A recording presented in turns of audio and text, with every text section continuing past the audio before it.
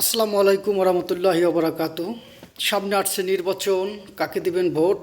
অনেকেই কিন্তু ধরিয়ে দিবে হাজার টাকার নোট। সেই নোটের গন্ধে পূর্বের ইতিহাস যারা যাবেন ভুলে, নির্বাচনের পরে অবশ্যই তাদেরকে গুনতে হবে সেই ভুলেরই মাসুল, পেতে হবে একদমই আক্কাল আবাস। প্রিয় বন্ধুরা, প্রিয় ভাইরা, সামনে আসছে নির্বাচন। সেই নির্বাচন অবশ্যই আমার ভোট আমি দেব, যার ভোট সে দেবেন, যাকে খুশি তাকে দেবেন।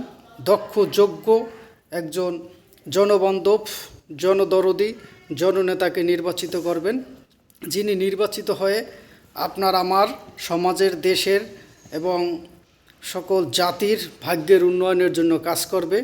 এই দেশকে একটি উন্নয়নশীল দেশে পরিণত করার জন্য, একটি শান্তশিষ্ট সোনার বাংলাদেশ গড়ার লক্ষ্যে, একটি স্বাধীন সোনার বাংলাদেশ গড়ার লক্ষ্যে যিনি অঙ্গীকারবদ্ধ থাকবে এবং মুক্তিযুদ্ধের চেতনায় বিশ্বাসী থাকবে, সেই সকল ব্যক্তিদেরকে সবাই নির্বাচিত করবেন।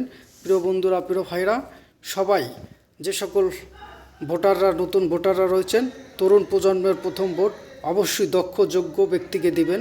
সবাই ভালো থাকবেন, সুস্থ থাকবেন। আল্লাহ হাফেজ।